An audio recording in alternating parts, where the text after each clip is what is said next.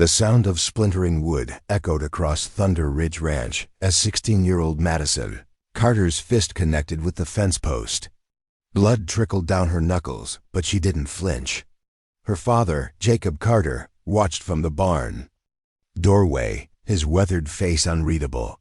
The neighbors had been talking again, questioning why he was raising his daughter like she was one of the ranch hands instead of sending her to finishing school like proper young ladies. But Jacob knew something they didn't. In 3 days, everything would change, and Madison would face a test that would prove whether his unconventional methods had been madness or genius. Before we jump back in, tell us where you're tuning in from, and if this story touches you, make sure you're subscribed because tomorrow, I've saved something extra special for you. The morning sun painted the Montana sky in shades of amber and rose as Jacob Carter stepped onto the wraparound porch of the ranch house his grandfather had built with his own hands in 1889. The weathered boards creaked under his boots, a sound that had greeted him every morning for the past 43 years. Thunder Ridge Ranch sprawled across 15,000 acres of some of the most unforgiving terrain in Big Sky country, where the wind could cut through a man's soul and winter storms had claimed more than one unprepared soul.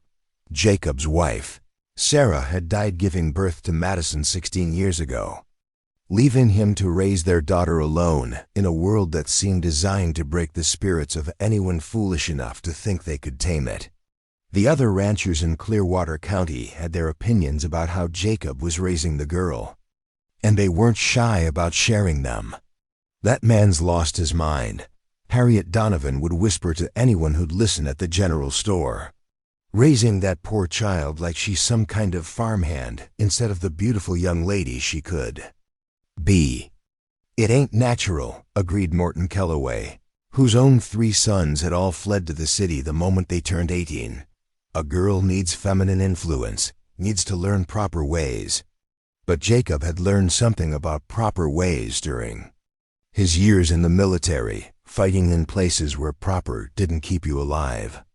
He'd seen strong men crumble when their comfortable world fell apart, and he'd witnessed ordinary people discover reserves of strength they never knew they possessed when circumstances demanded it. Madison had been walking before she could properly talk, following her father around the ranch on unsteady legs, her small fists clutching at his worn jeans. By age 5, she was bottle-feeding orphaned calves and helping stack hay bales that weighed nearly as much as she did. When other girls her age were playing with dolls, Madison was learning to read the sky for weather changes and identifying which cattle were showing signs of illness. "Why can't I wear dresses like Emma Hutchinson?" Madison had asked one day when she was 8, her overalls muddy from helping deliver a difficult calf. Jacob had knelt down to her eye level, his calloused hands gentle on her small shoulders. "You can wear anything you want, Madison. But tell me, when that calf was breeched and fighting for its life, would a dress have helped you save it?" She'd considered this seriously, her green eyes so much like her mother's studying his face. "No, Papa. I needed to be able to move fast." "That's right. And tomorrow, when we're fixing the north fence line in the brambles, what would serve you better?" "These clothes," she'd answered, looking down at her practical outfit. "Clothes don't make a person weak or strong, Madison. But choosing the right tool for the job, that's wisdom." The years had passed in a rhythm of seasons and challenges. Madison learned to rope cattle with the precision of cowboys twice her age. She could shoe a horse, deliver a breech calf, and navigate the treacherous mountain trails in a snowstorm. Her hands grew calloused from handling rope and wire, her shoulders broadened from hauling feed and water, and her legs became strong from long days in the saddle. The town's criticism grew louder as Madison entered her teenage years. At the annual county fair, while other girls competed in baking contests and showed off their needlework, Madison entered the junior bull riding competition and came in second place, beaten only by Danny Morrison, who was 2 years older and had been riding since he could walk. "It's shameful," declared Reverend Phillips after Madison's performance. That girl's going to end up mannish and unmarriageable if Jacob doesn't change his ways. But Jacob noticed things the critics missed. He saw how Madison's confidence had grown, how she carried herself with the quiet assurance of someone who knew their own capabilities. He watched her gentleness with injured animals, her patience with the ranch hands when they needed help with difficult tasks, and her quick thinking during emergencies. The real test of Jacob's methods came during Madison's 14th year, when a late spring blizzard caught them by surprise. The storm hit with vicious intensity, dropping 3 feet of snow in 12 hours and driving the temperature to 20 below zero. Several hundred head of cattle were trapped in the high pastures, and the ranch hands were scattered across the property when the weather turned. "We have to get to them," Jacob told Madison as they watched the storm intensify from the kitchen window. "Those cattle won't survive the night without shelter." Madison was already pulling on her heaviest coat. "The Bronson boys would never make it up there in this weather," she said, referring to their nearest neighbor's sons. "Trail's too narrow, and they don't know the landmarks when visibility's this poor." Jacob felt a surge of pride mixed with concern. She was right. The trail to the high pastures was treacherous, even in good weather, requiring intimate knowledge of the terrain and nerves steady enough to navigate icy ledges in whiteout conditions. Most experienced cowboys would have hesitated to attempt it. They saddled their horses in the barn while the wind howled outside like a living thing bent on destruction. Madison's horse, a sure-footed paint mare named Courage, stamped impatiently, sensing the urgency. Jacob's mount, an old gelding called Thunder, had made this journey dozens of times but never in conditions this severe. The ride up the mountain was a nightmare of swirling snow and biting wind. Visibility dropped to mere feet at times, and they had to trust their horses' instincts to find the trail. Madison rode with the calm focus Jacob had trained into her over years of challenging situations. She didn't complain about the cold that turned their breath to ice crystals or the wind that threatened to knock them from their saddles. When they reached the high pasture, they found the cattle huddled against the storm, their survival depending on reaching the shelter of the lower valley before hypothermia claimed them. Madison worked alongside her father, using whistles and rope work to guide the frightened animals through snow that reached the horses' chests. The descent was even more dangerous than the climb. Ice had formed on the narrow trail, and one wrong step would send horse and rider tumbling down a 100-foot drop into the rocky canyon below. Madison led a group of 20 cattle, while Jacob brought up the rear with the remainder of the herd. Her paint mare picked her way carefully down the treacherous path, Madison's gentle voice encouraging both horse and cattle through the worst moments. They made 3 trips up and down that mountain, saving every head of cattle despite conditions that would have defeated most people. By the time they led the last group to safety in the lower valley, both father and daughter were exhausted, frozen, and running on pure determination. The next morning, when word spread through town about their rescue operation, the criticism quieted somewhat. Even Morton Kellaway admitted that it had been quite a feat, though he still muttered about it being no place for a young lady. But Jacob saw something else in the aftermath of that night. Madison had discovered something about herself during those dangerous hours on the mountain, a core of steel that no amount of conventional education could have provided. She had faced fear and exhaustion and bitter cold, and she had not only survived but excelled. The months that followed brought new challenges and new growth.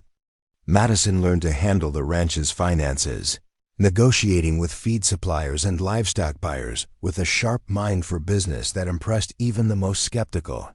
She studied veterinary practices and became skilled at treating everything from minor injuries to serious illnesses in their animals. Her reputation spread beyond Clearwater County. Other ranchers began asking Jacob's advice about training their own children, though few had the courage to follow his methods completely. Madison started helping neighbors with particularly difficult horses, animals that had been written off as too dangerous or too stubborn to train. One such horse was Tornado, a massive black stallion owned by the wealthy Blackwood family.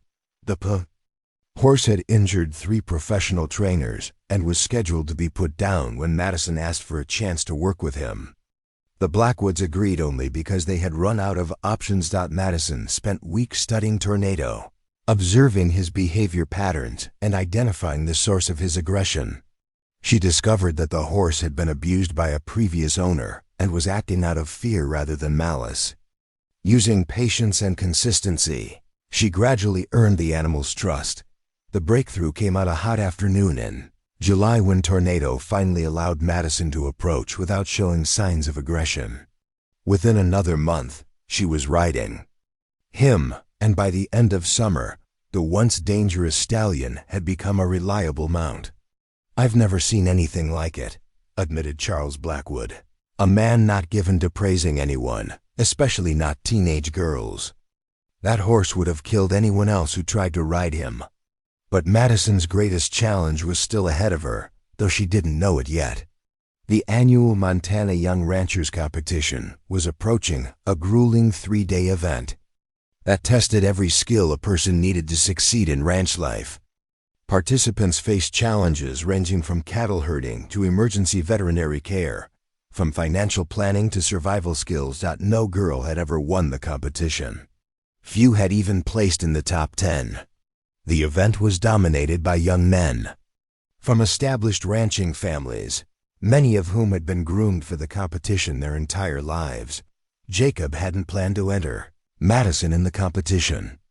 Despite his confidence in her abilities, he knew the social pressure and criticism would be intense. But Madison herself brought up the subject one evening as they sat on the porch, watching the sunset paint the mountains purple and gold. "Papa," she said quietly, her voice carrying the thoughtful tone he'd learned to recognize as the prelude to serious conversation. "I want to enter the Young Ranchers competition." Jacob had been expecting this conversation for weeks, but it still caught him off guard. "Madison, you know what that would mean. The attention, the criticism."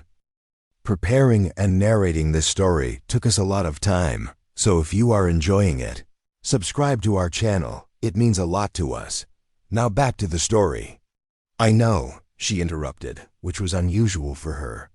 Madison had been raised to show respect for her elders, but she had also been taught to speak her mind when something mattered. "But I also know I'm as good as any of those boys. Maybe better." It wasn't boastfulness. Madison had been taught that empty pride was dangerous in their line of work. It was a simple statement of fact based on years of proven performance under pressure. Jacob studied his daughter's face in the fading light. She had her mother's delicate features, but her jaw was set with determination that was purely her own. At 16, she had already accomplished things that many experienced ranchers found challenging. She could outride most cowboys, had a better head for business than men twice her age, and possessed an intuitive understanding of animals that couldn't be taught. "The competition isn't just about skill," Jacob warned. "There will be politics involved. Some people won't want to see a girl succeed, no matter how capable she is." Madison's green eyes met his steadily. "Then I'll just have to be so good they can't ignore me." The words hung in the air between them, carrying the weight of 16 years of preparation and all the challenges that lay ahead. Jacob realized in that moment that his daughter had already made her decision. She wasn't asking for permission, she was informing him of her intentions and hoping for his support. "All right," he said finally. "But if we're going to do this, we're going to do it right. The competition is in 3 weeks. That doesn't give us much time to prepare for what they're going to throw at us." Madison's face lit up with a smile that reminded Jacob so powerfully of Sarah that his chest tightened with old grief and new pride. "Thank you, Papa. You won't regret this." As they sat in comfortable silence, watching the first stars appear in the darkening sky, Jacob reflected on the path that had brought them to this moment. Every decision he'd made in raising Madison had been guided by a simple principle: prepare her for the world as it is, Not as people think it should be. The world was harsh and unforgiving, full of challenges that didn't care about gender or social conventions. In 3 weeks, Madison would face the ultimate test of everything he had taught her. Win or lose, she would face it as herself, strong, capable, and unafraid. The wind carried the scent of sage and wildflowers across the ranch. And somewhere in the distance, a coyote called to its pack. Tomorrow would bring new challenges and new preparations. But tonight, father and daughter sat together on the porch their family had called home for generations, ready to face whatever came next. The morning after Madison declared her intention to enter the young ranchers' competition, Jacob was already up before dawn, reviewing the competition requirements by lamplight in his study. The 3-ring binder contained detailed descriptions of 18 different challenges, each designed to test a different aspect of ranching expertise. He'd participated in this same competition 25 years ago, coming in 4th place, a respectable showing that had earned him recognition throughout the region. But this was different. This was his daughter walking into an arena where prejudice would be as much an obstacle as any physical challenge. Madison found him there when she came down for breakfast, his coffee gone cold as he made notes in the margins of competition rules. She poured herself a mug and sat across from him at the oak table that had served the Carter family for 3 generations. "What's got you worried?" she asked, recognizing the deep furrow between his eyebrows that appeared when he was working through complex problems. Jacob looked up, studying her face in the golden morning light streaming through the kitchen window. "Day 1 is livestock handling," he said. "They'll test cattle herding, sheep management, and horse breaking. Day 2 covers ranch operations, fence repair, equipment maintenance, financial planning, and emergency medical response. Day 3... He paused, knowing this would be the hardest part for her to accept. "Day 3 is what?" Madison prompted, though something in his expression already told her she wouldn't like the answer. "Combat scenarios. They simulate situations where ranchers have to defend their property or livestock from predators, both animal and human. Firearms training, hand-to-hand combat, tactical thinking under pressure." Madison's jaw tightened. "You think I can't handle it?" "I think you can handle anything they throw at you," Jacob replied. "But I also know that some of the male competitors will try to use those events to intimidate you, to make you feel like you don't belong. Let them try." The steel in her voice reminded Jacob of Sarah in her most determined moments. "I've been shooting since I was 10. I can outshoot most of the men in this county. Shooting targets isn't the same as combat simulation, and there's something else." Jacob pulled out a sheet of paper covered with names and photographs. "These are your main competitors. Tommy Richardson from the Diamond Bar Ranch, he's won the last 2 years running. Marcus Webb from the Flying Wheel, his family's been in ranching for 6 generations. Kevin Dalton from the Lazy Sis, he's 20 years old and has already taken over most of his family's operations." Madison studied the faces, committing them to memory. They all look like they've been handed everything on a silver platter. Some have, some haven't. But they've all been preparing for this competition specifically for years. You're coming in as an outsider with something to prove. "Good," Madison said, her green eyes flashing. "I work better when I'm the underdog." The next 3 weeks became a blur of intensive preparation unlike anything Madison had experienced before. Jacob had called in favors from old military contacts, arranging for specialized training that went far beyond normal ranch work.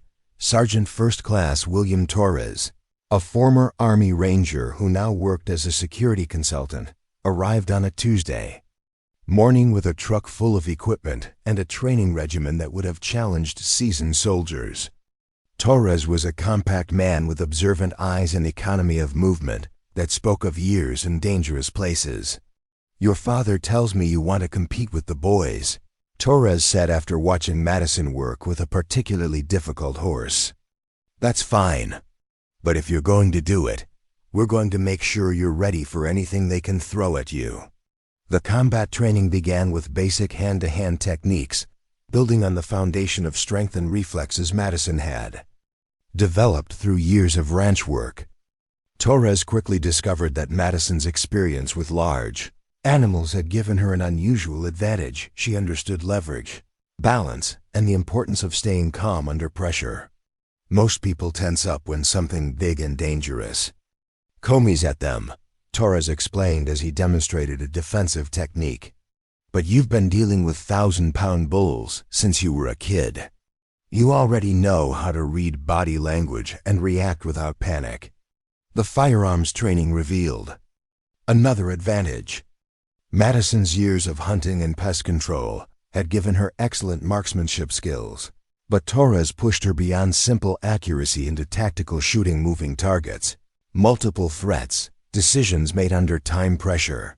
The competition will include scenarios where you have to protect livestock from predators, Torres explained as they set up a complex course involving cardboard wolves and mechanical targets.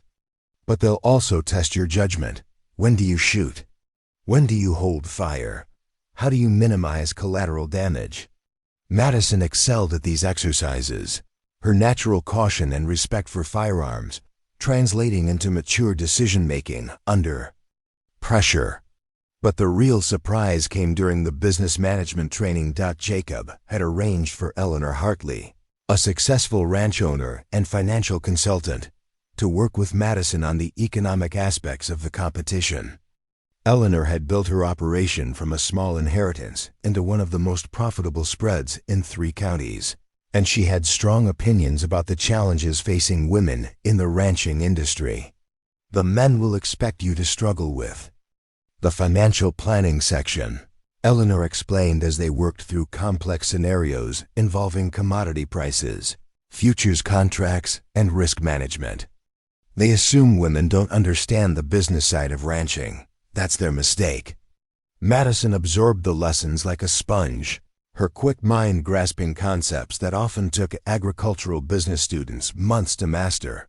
She learned to calculate feed efficiency ratios, analyze weather patterns for their impact on grazing schedules, and develop marketing strategies for different types of livestock sales. You have a gift for this, Eleanor observed after Madison successfully navigated a particularly complex scenario involving drought conditions and volatile beef prices. Most ranchers operate on instinct and tradition. You're thinking systematically. But the most challenging preparation came from an unexpected source. Dr. Amanda Foster, the county's large animal veterinarian, volunteered to help Madison prepare for the medical emergency scenarios that would be part of the competition. Dr. Foster was a no-nonsense woman who had earned her reputation the hard way, working in conditions that tested both her medical skills and her physical endurance. She arrived at Thunder Ridge Ranch with a trailer full of medical equipment and a collection of realistic training scenarios that pushed Madison to her limits. Emergency veterinary care isn't just about knowing the right procedures, Dr. Foster explained as they worked on a simulated difficult birth with a mechanical cow.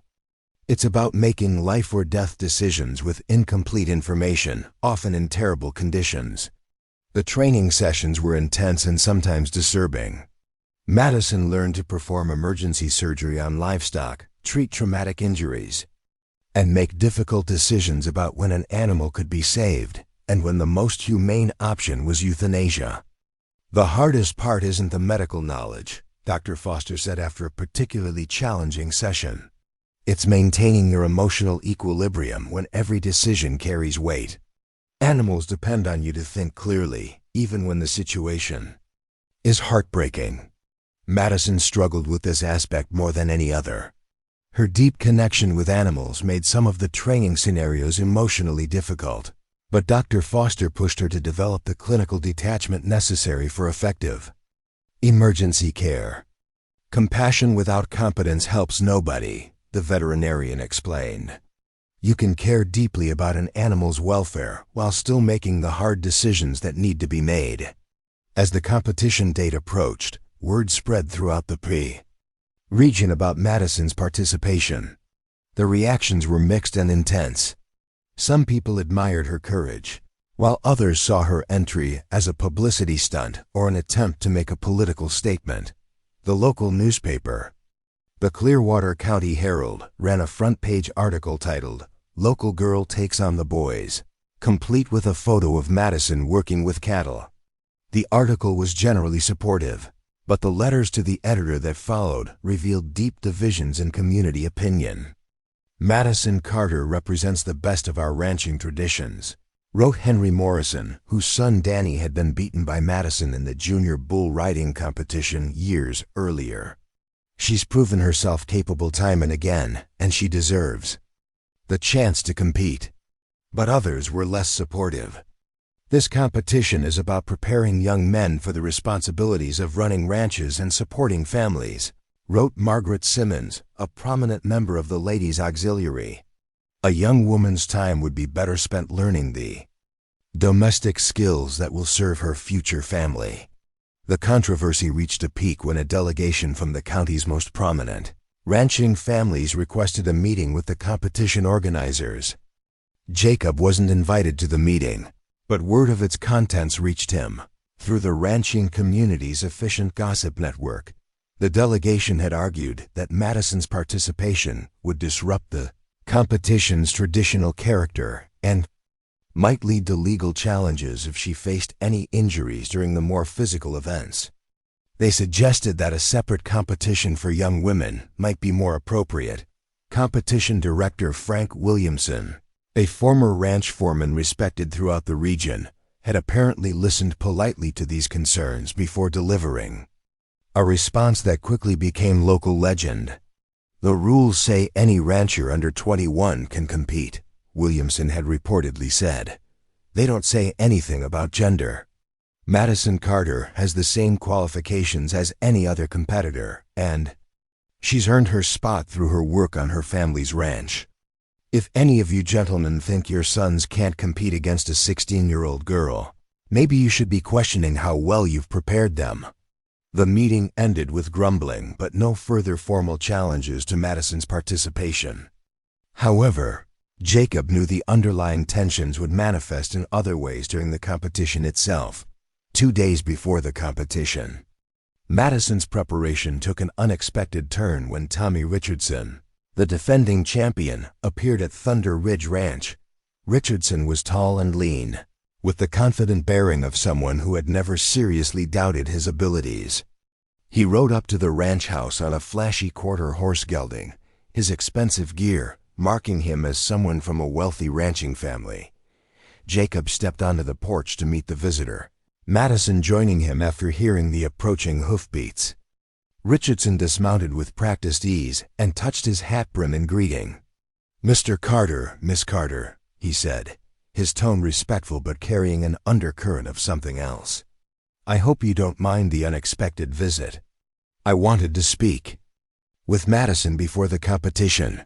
"What about?" Jacob asked, his protective instincts immediately alert. Richardson looked directly at Madison. "I wanted to make sure you understand what you're getting into. This competition isn't like the county fair events you're used to. People get hurt. Last year, Marcus Webb broke his arm during the cattle handling section, and Kevin Dalton ended up with a concussion during combat training." Madison met his gaze steadily. "Are you trying to scare me?" "I'm trying to be realistic with you," Richardson replied. "This competition is serious business. It's not about proving a point or making a statement. It's about identifying the next generation of ranching leaders. Men who will be responsible for supporting families and managing complex operations. And you don't think I can do that?" Richardson's expression softened slightly. "I think you're probably a fine ranch hand. But there's a difference between helping your father and taking full responsibility for an operation. The competition is designed to test that level of responsibility." Jacob felt his temper rising, but Madison spoke before he could intervene. "Tommy," she said, using his first name deliberately, "I appreciate your concern, but I didn't enter this competition to make a statement or prove a point. I entered because I belong here. I am going to show everyone, including you, exactly what I'm capable of." Richardson studied her for a long moment, then nodded slowly. "Fair enough. I'll see you at the competition grounds." He remounted, his horse with fluid grace. May the best rancher win. After he rode away, Jacob turned to his daughter. "You handled that well." Madison was staring after the departing rider, her expression thoughtful. "He wasn't trying to intimidate me, Papa. He was genuinely trying to give me a chance to back out gracefully." "Does that change anything?" "It makes me respect him," Madison replied, "but it doesn't change what I'm going to do to him in 3 days." That evening, as Madison made her final preparations, Jacob reflected on the journey that had brought them to this point.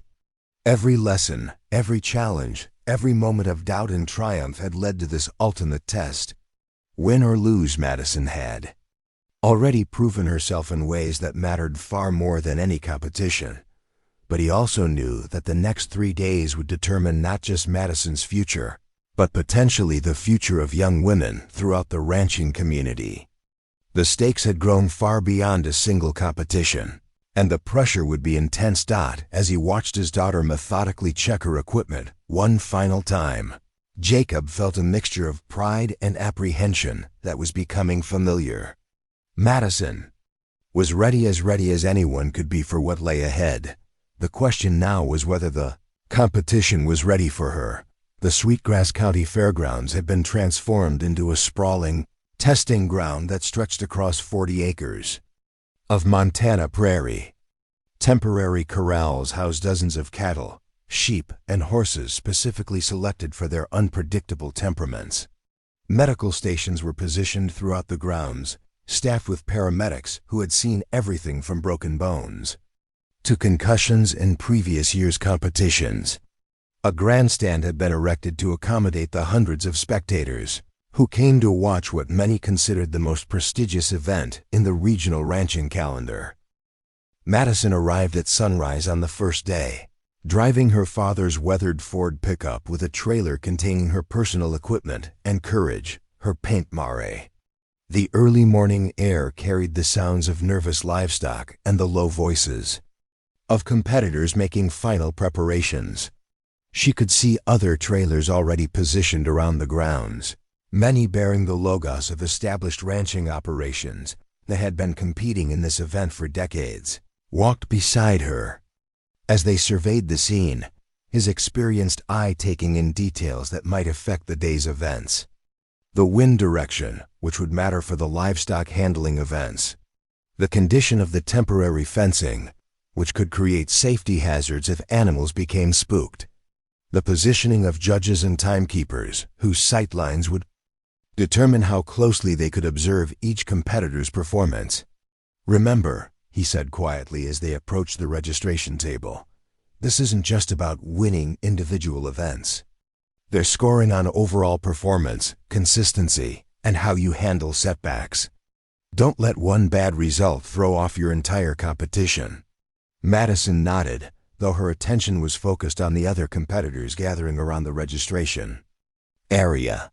She recognized Tommy Richardson immediately, his confident posture and expensive equipment making him stand out even in this crowd of accomplished young ranchers. Marcus Webb, the second-place finisher from the previous year, was checking his gear with methodical precision. Kevin Dalton, the oldest competitor at 20, was already mounted on an impressive-looking buckskin gelding, warming up with complex maneuvers that demonstrated his horsemanship skills. But there were others she hadn't expected. A Native American young man from the Crow Reservation who carried himself with quiet confidence. A competitor from Canada whose French accent marked him as likely from one of the Quebec ranching families that sometimes participated. 2 brothers from Texas whose drawled conversations and specialized equipment suggested they brought experience from very different ranching conditions than the northern competitors were accustomed to. Competition director Frank Williamson called the 43 competitors to attention, his voice carrying easily across the grounds without amplification. He was a man whose weathered face told stories of decades spent in all kinds of weather, and his reputation for fairness was legendary throughout the region.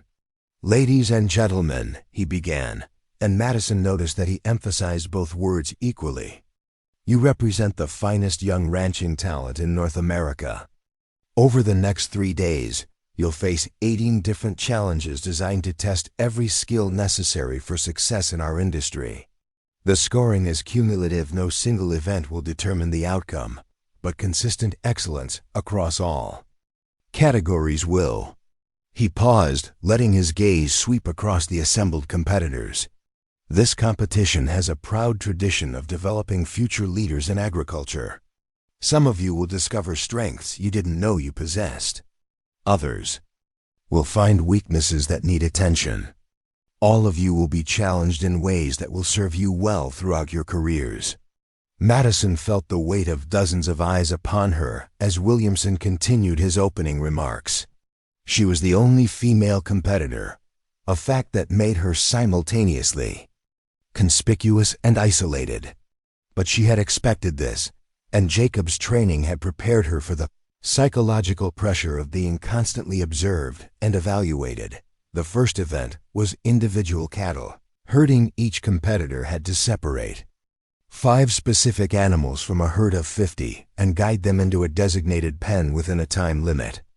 The cattle had been selected for their tendency to resist human direction, and the judges were looking for technique, efficiency, and animal welfare considerations as much as speed. Madison drew position number 23, which meant she would compete in the middle of the pack. This was advantageous because it allowed her to observe other competitors' strategies while avoiding the pressure of setting the initial standard. She watched carefully as the early competitors took their turns, noting which techniques worked best with these particular animals and which approaches led to problems. Tommy Richardson drew position number 4, giving Madison an early opportunity to assess the defending champion's abilities. She was impressed despite herself by his smooth, economical style. Richardson seemed to anticipate the cattle's movements, positioning himself to guide rather than force them toward the pen. His time of 4 minutes and 37 seconds was solid but not spectacular, suggesting he was pacing himself for the long competition ahead. Marcus Webb's performance was more aggressive, relying on superior horsemanship to compensate for less refined technique. He completed the challenge in 4 minutes and 12 seconds, but Madison noticed that his cattle showed more stress signs than Richardson's, which might affect his scoring in the animal welfare category. When her turn came, Madison entered the arena with the calm focus that had served her well during countless similar situations on Thunder Ridge Ranch.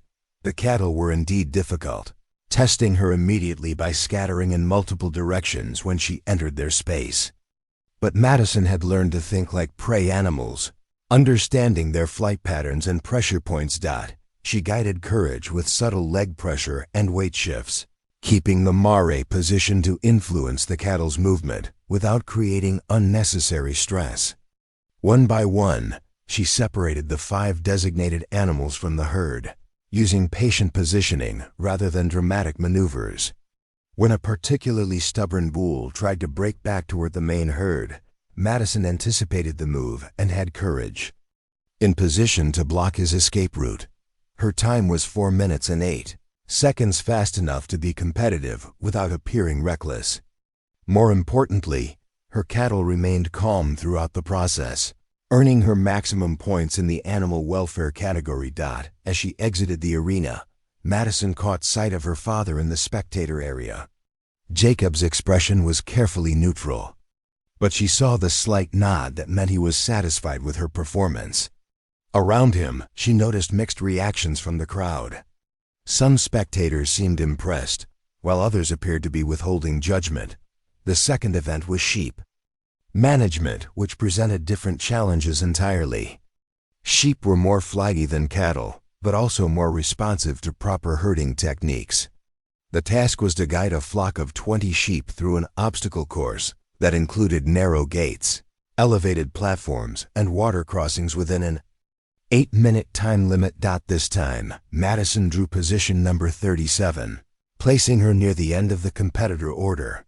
She watched as several early competitors struggled with the sheep's tendency to panic and scatter when pressured too hard. The most successful approaches involved calm, steady pressure, and the strategic use of border collie-type working dogs that were provided for each competitor.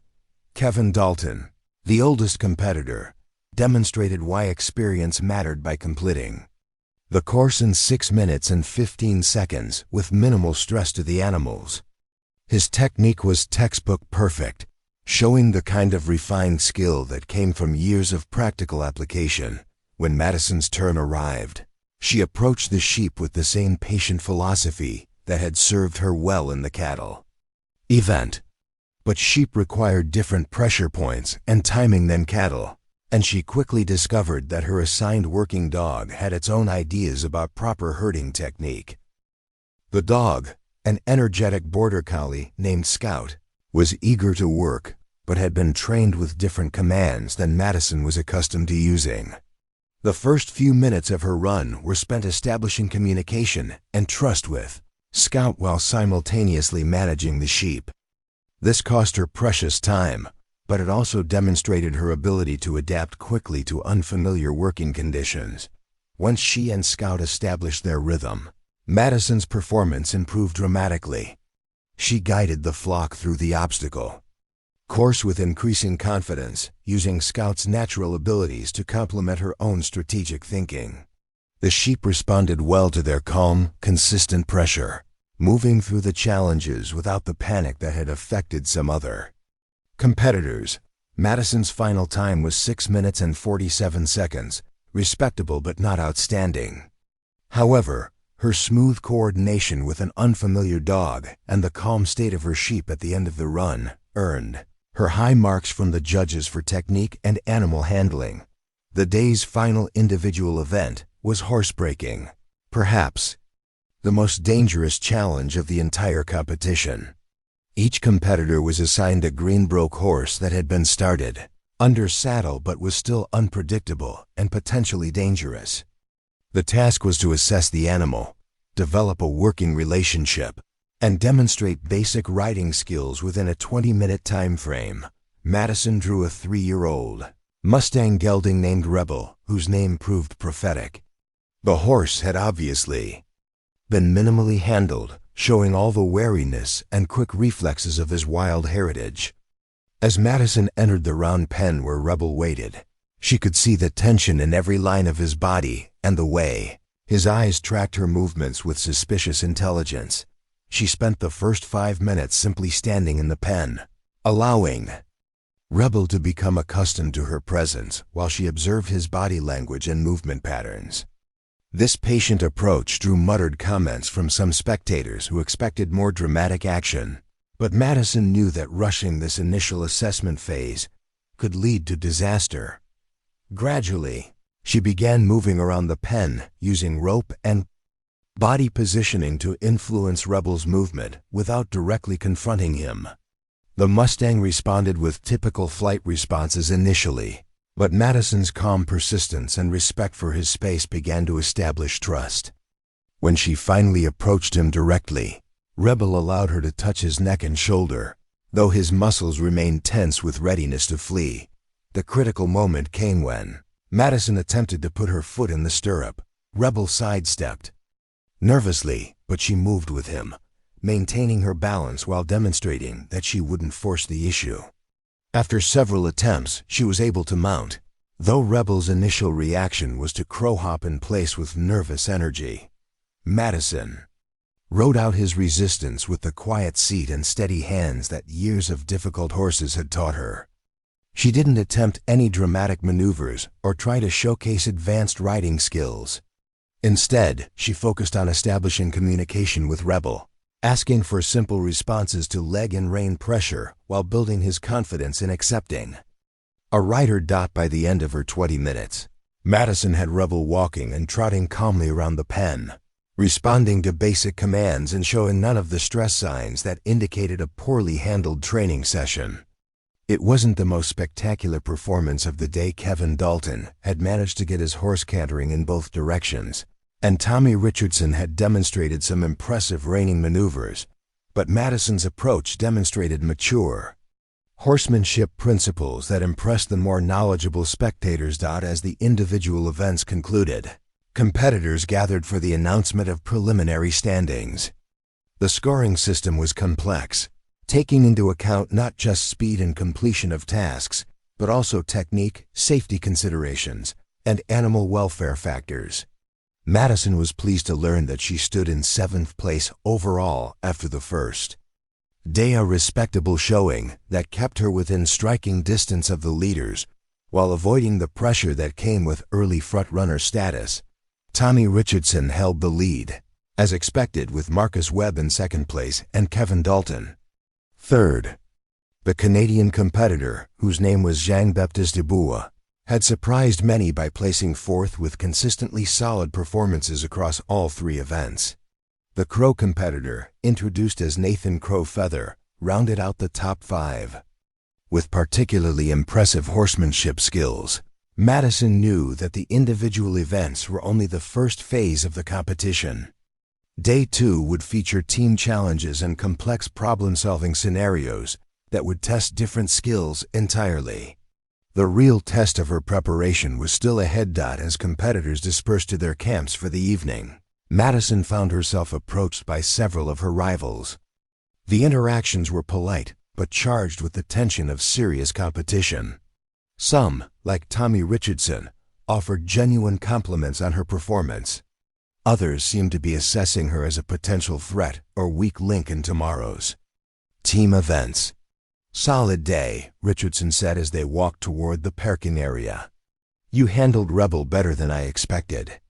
Most people would have tried to dominate him, ended up getting bucked off.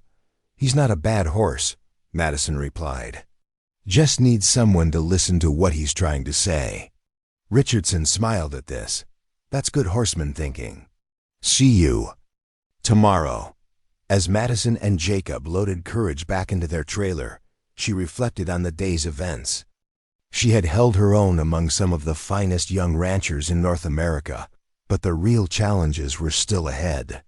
Tomorrow would bring team events where cooperation and leadership would be as important as individual skills.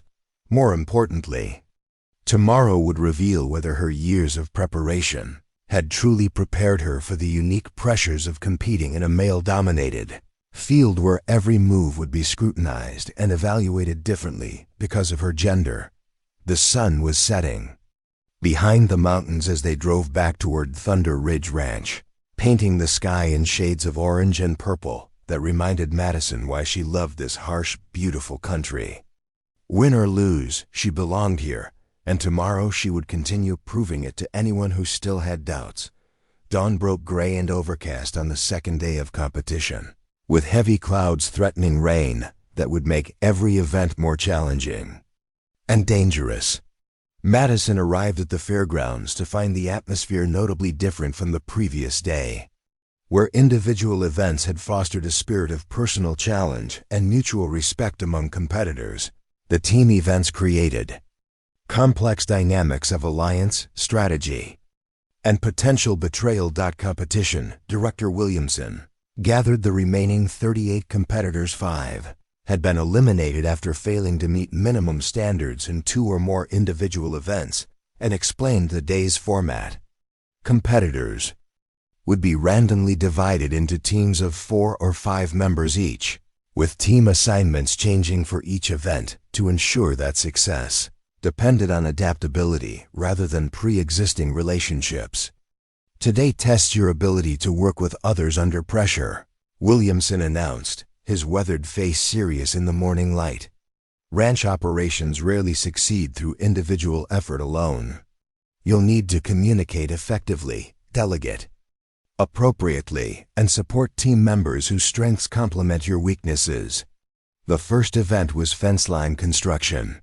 Each team had to build 200 feet of functional barbed wire fence across terrain that included rocky outcroppings, a seasonal creek, and areas of dense brush. They were provided with posts, wire, tools, and 4 hours to complete the task. Judging would be based on fence integrity, proper construction techniques, and team efficiency. Madison found herself assigned to a team with Jean-Baptiste Dubois, the Canadian competitor. Sarah Beth Hutchinson, one of only 3 female competitors remaining from a mixed-gender event held separately, Marcus Webb, and a quiet young man from Wyoming, Dale Summers. It was an interesting combination, 2 women, 2 Americans, and a Canadian, representing a mix of ranching traditions and approaches. The team dynamic became apparent immediately. Marcus Webb assumed leadership based on his previous year's experience, while Jean-Baptiste offered technical expertise, drawn from different fencing traditions used in Quebec. Sarah Beth, who had been eliminated from the main competition, but invited to participate in select team events, brought fresh perspective unclouded by the pressure of individual standings. Dale Summers proved to be a meticulous craftsman whose attention to detail would be crucial for passing inspection. Madison found herself in an interesting position. Her 7th-place individual standing gave her credibility, but she needed to prove her value to teammates who might see her as either a liability or a threat. She decided to focus on problem-solving and coordination rather than trying to dominate the team's direction. The first challenge emerged when they reached the seasonal creek. The water was running higher than expected due to recent mountain snowmelt, making traditional post-setting techniques difficult. Marcus wanted to bridge the creek with the fence line, while Jean-Baptiste argued for running the fence down to the water's edge and up the other side.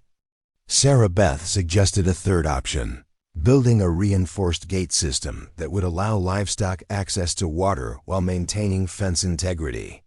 "We're overthinking this," Marcus said impatiently. "Bridge it and move on. We're burning daylight." "Bad. Fence is worse than no fence," Jean-Baptiste countered in his accented English. "If cattle push through weak construction, whole pasture is compromised." Madison studied the creek while her teammates debated. The water was running fast but not deep, and the banks were stable. More importantly, she noticed something the others had missed: recent hoofprints on both sides, indicating this was a natural crossing point for local wildlife. "Sarah Beth's right about the gate system," Madison said, interrupting the brewing argument. "But look at these tracks.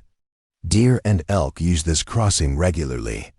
If we block it completely, they'll just break through wherever the fence is weakest." The team paused to examine the evidence Madison had pointed out. Dale Summers, who had been quietly studying the terrain, nodded agreement. "Makes sense. We build for the conditions that exist, not the ones we wish existed." They implemented Sarah Beth's gate design with modifications suggested by Jean-Baptiste's experience and Dale's craftsmanship. Madison coordinated the effort, ensuring materials were distributed efficiently and that each team member could work to their strengths. The result was a functional, elegant solution that impressed even Marcus, who had initially resisted the more complex approach. The remainder of their fence line presented different challenges. Rocky outcroppings required careful placement of posts to avoid fracturing stone, while dense brush needed clearing without damaging tools or creating erosion. Problems. Each obstacle demanded different expertise, and Madison found herself naturally facilitating communication between team members whose approaches sometimes conflicted. When time was called, their fence stood solid and straight across terrain that had defeated less coordinated teams. More importantly, the 5 teammates had developed genuine respect for each other's contributions. Marcus admitted that Madison's observational skills had prevented them from making a costly error, while Jean-Baptiste praised her ability to synthesize different viewpoints into workable solutions. The second team event was emergency veterinary response, designed to test both medical knowledge and performance under pressure. Teams were presented with multiple injured animals, some with real injuries requiring immediate attention, others with simulated conditions using sophisticated training aids. They had to triage cases, prioritize treatment, and work together. to provide appropriate care within strict time limits. The rain that had threatened all week arrived with vengeance on the final morning, turning the competition grounds into a maze of mud and standing water. Madison woke before dawn to the sound of torrential downpour against her bedroom window at Thunder Ridge Ranch. Knowing that the combat scenarios would now be conducted under conditions that would test every aspect of her preparation, she dressed in layers, choosing clothing that would shed water while allowing freedom of movement.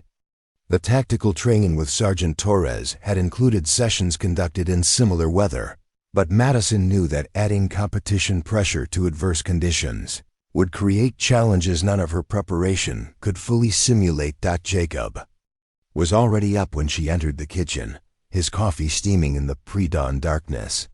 He had been unusually quiet the night before, and Madison could see the tension in his weathered features as he studied the weather through the kitchen window. "Second thoughts?"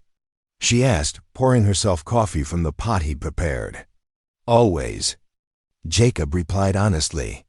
"Not about your abilities, but about putting you in situations where getting hurt becomes more likely." Madison understood his concern. The combat scenarios were designed to test responses to genuine ranch security threats, predator attacks on livestock, trespasser confrontations, and emergency situations where ranchers had to protect property or animals through force. In muddy, slippery conditions, the margin for error would shrink dramatically. "Papa," she said, settling into the chair across from him at the old oak table, "everything you've taught me has been leading to this." "I'm as ready as I can be," Jacob nodded.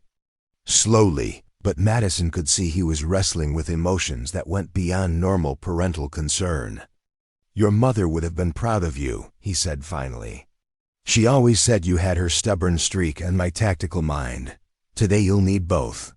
They drove to the fairgrounds in contemplative silence, the truck's windshield wipers fighting a losing battle against the steady downpour. The competition area had been transformed overnight. What had been dusty prairie ground was now a slippery landscape of mud and puddles that would make every movement treacherous. Only 28 competitors remained for the final day.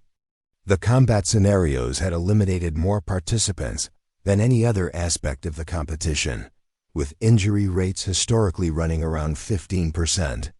Madison could see the tension in her remaining rivals as they gathered under the covered staging area, checking equipment and making final preparations. Competition Director Williamson addressed the group with unusual seriousness, his voice carrying clearly despite the rain drumming on the metal roof above them. "Today's conditions make everything more dangerous. We have medical personnel positioned throughout the course, and any competitor can withdraw at any time without penalty. But once you begin a scenario, you're committed until completion or elimination." The first combat event was Predator Response, designed to simulate defending livestock against wolf or bear attacks. Competitors would face multiple targets in a scenario requiring tactical movement, accurate shooting under stress, and split-second decisions about when to engage threats versus when to seek alternative solutions. Madison drew position number 18, placing her in the middle of the competitor order. She watched carefully as early participants navigated the muddy course, noting which areas offered stable footing and which approaches led to slips and falls that could prove costly. Tommy Richardson, competing in position number 7, demonstrated why he had maintained his lead through 2 days of competition. His movement through the course was economical and precise, his shooting accurate despite the challenging conditions. More importantly, he showed tactical awareness that impressed the military personnel serving as judges. Richardson's time was excellent, but Madison noticed he had taken the safe approaches rather than the more direct but riskier routes through the scenario. Marcus Webb's performance in position number 12 was more aggressive, reflecting his personality and competitive style. He attempted the direct approach through a particularly treacherous section of mud and paid for it when he lost footing during a crucial shooting sequence. His recovery was admirable, but the delay cost him valuable time and affected his accuracy. On several targets, when Madison's turn came, she approached the starting line with the calm focus that Torres had drilled into her during weeks of preparation. The scenario began with an alarm indicating predators had entered a livestock area, requiring immediate response to protect valuable breeding stock. Madison moved through the course with calculated efficiency, using the tactical movement techniques Torres had taught her. She avoided the direct routes that had caused problems for other competitors, instead choosing slightly longer paths that offered better footing and cover. The extra seconds spent on stable movement paid dividends when she reached each firing. Positioned with steady stance and controlled breathing, the targets were sophisticated, designed to test judgment as well as marksmanship. Some represented clear threats requiring immediate engagement, while others were ambiguous situations where shooting might cause more problems than it solved. Madison's training had emphasized this aspect of tactical decision-making, and she navigated the scenario without the hesitation that had affected some competitors. Her shooting was precise and confident. The conditions that had caused accuracy problems for others seemed to have minimal effect on her performance. Years of hunting in Montana weather had prepared her for rain, wind, and poor visibility. More importantly, her tactical training had taught her to work within her limitations rather than fighting conditions she couldn't control. Madison completed the Predator response scenario with a time that placed her in the top 5 performers and an accuracy score that was among the best of the day. More significantly, her tactical judgment had been flawless. She engaged every threat that required engagement while correctly identifying and avoiding the scenarios designed to test restraint and discrimination. The second combat event was Trespasser confrontation, simulating situations where ranchers had to deal with unauthorized personnel on their property. The scenario required verbal de-escalation skills, threat assessment, and the ability to use appropriate levels of force when nonviolent. Solutions proved inadequate. This event played to Madison's psychological training as much as her tactical preparation. Torres had emphasized that most confrontations were won or lost in the mind rather than through physical force. And Madison's experience dealing with difficult people in high-stress ranch situations had prepared her well for this challenge. The scenario involved multiple actors playing roles, ranging from lost hunters to potential thieves to individuals with more serious criminal intent. Competitors had to assess each situation accurately and respond appropriately, with judges evaluating decision-making as much as tactical execution. Madison's performance was notable for its maturity and restraint. She successfully de-escalated 2 potentially violent confrontations through calm communication and clear boundary setting. When faced with a scenario requiring physical force, she used precisely the minimum necessary to control the situation without causing unnecessary injury to the role-playing actor. Her verbal skills impressed the judges, who noted her ability to project authority without unnecessary aggression. This was an aspect of the competition where her gender might have been expected to create disadvantages, but Madison's confidence and communication training allowed her to command respect from the actors, regardless of their assigned roles. Final combat scenario was emergency response under fire, the most dangerous and complex challenge of the entire competition. Competitors had to navigate to a simulated emergency situation while under harassment from multiple sources, provide aid to injured civilians, and coordinate their response with emergency personnel, all while maintaining awareness of ongoing threats. The course was designed to push participants beyond their comfort zones, testing their ability to function effectively when everything seemed to be going wrong simultaneously. In the muddy conditions, the challenge became exponentially more difficult. Madison approached this final test with the knowledge that her overall standing in the competition hung in the balance. She was currently in 4th place within striking distance of a podium finish, but facing competitors who had more experience with combat scenarios. Tommy Richardson maintained his lead, But Marcus Webb and Nathan Crow Feather were close enough that exceptional performance in this final event could change the overall results dramatically. The scenario began with Madison receiving a radio call, reporting injuries at a remote location on the fictional ranch. As she moved toward the emergency site, she came under harassment from concealed positions simulated hostile fire that required tactical response while maintaining focus on the primary mission of providing aid. Madison's movement through the course demonstrated everything Torres had taught her about tactical thinking under pressure.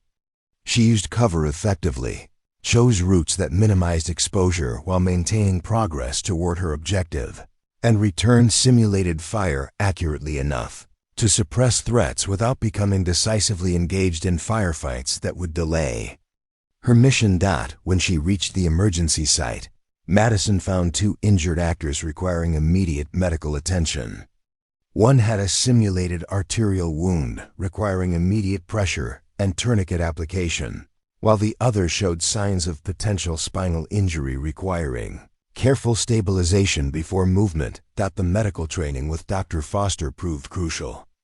Madison assessed both patients quickly and accurately, prioritizing the arterial wound while simultaneously coordinating with simulated emergency responders via radio. Her medical procedures were textbook correct, performed with steady hands despite the ongoing stress of simulated hostile fire. The most challenging aspect of the scenario came when Madison had to coordinate evacuation of the injured while maintaining security of the site.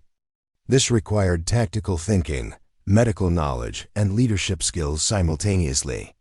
She had to direct the actions of emergency responders while covering fire and maintaining patient care. Madison's performance was exceptional. She completed all aspects of the scenario successfully, with medical procedures that would have saved both patients in real situations and tactical responses that neutralized threats without unnecessary escalation. Her communication with simulated emergency responders was clear and professional, demonstrating the kind of leadership that emergency situations demanded.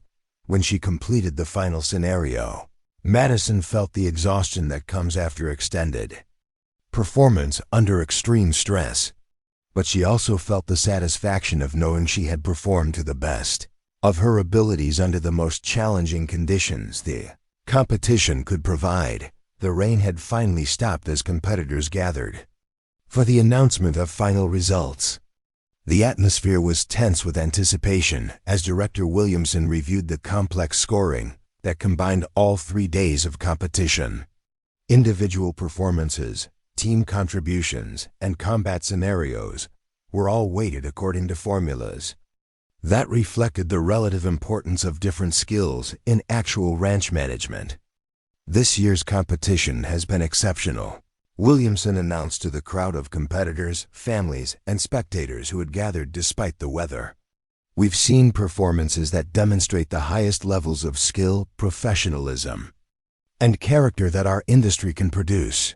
He paused, letting the tension build as he prepared to announce the final standings.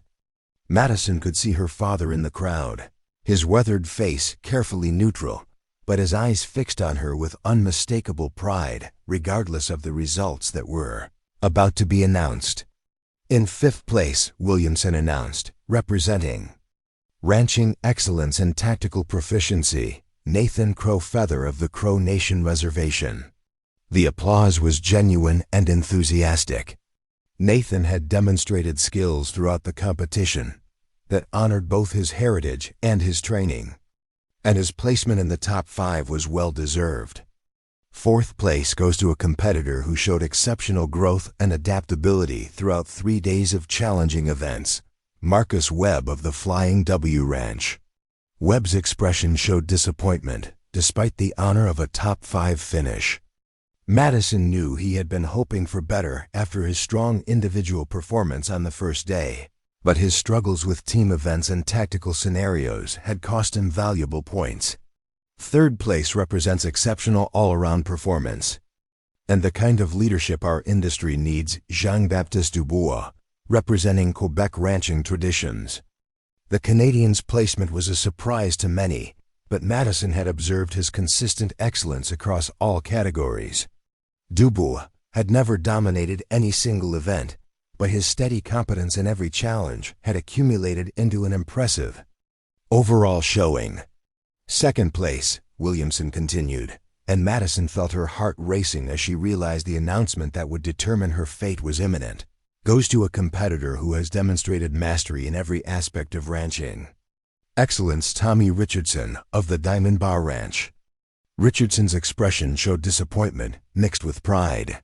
He had led the competition for 2 days, and second place was an exceptional achievement. But Madison knew he had been expecting to win his 3rd consecutive championship. Williamson paused, letting silence build as every person present focused on his next words. Madison felt the weight of hundreds of eyes upon her, knowing that win or lose, her participation in this competition had already changed perceptions about women's capabilities in ranching. And this year's Montana Young Ranchers Competition champion, Williamson announced, his voice carrying across the suddenly quiet fairgrounds, representing exceptional skill, determination, and the finest traditions of American ranching, Madison Carter of Thunder Ridge Ranch. The moment seemed suspended in time as the announcement registered. Then the fairgrounds erupted in applause and cheers that spoke to more than just appreciation for competitive excellence. Madison had not merely won a competition, she had shattered assumptions and opened doors that had been closed for generations. As she stepped forward to accept the champion's trophy, Madison caught sight of her father's face in the crowd. Jacob Carter's weathered features showed pride, joy, and vindication in equal measure. Every decision he had made in raising his daughter, every moment of criticism he had endured from the community, every risk he had taken in preparing her for this moment, all of it, had led to this triumph. But even as Madison accepted the accolades and posed for photographs with her trophy, she knew this victory was about more than personal achievement.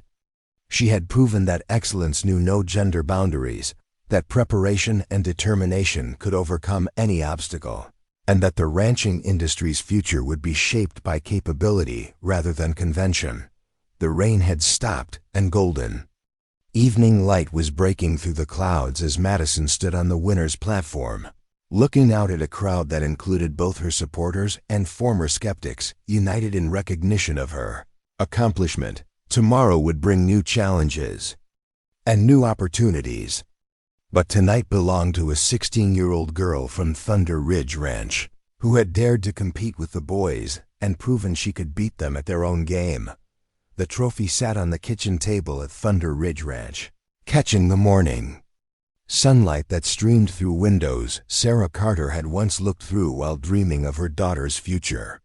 3 weeks had passed since Madison's victory at the Young Ranchers Competition, but the implications of that triumph were still rippling outward through the ranching community, like circles on a pond disturbed by a thrown stone. Madison found herself in an unexpected position, not just as a champion, but as a symbol of changing possibilities in an industry that had remained largely unchanged for generations.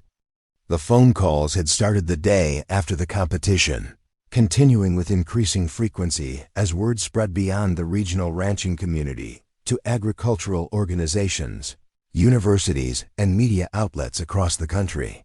Madison Carter speaking, she answered the kitchen phone, her voice carrying the confident professionalism she had developed over weeks of interviews and speaking requests.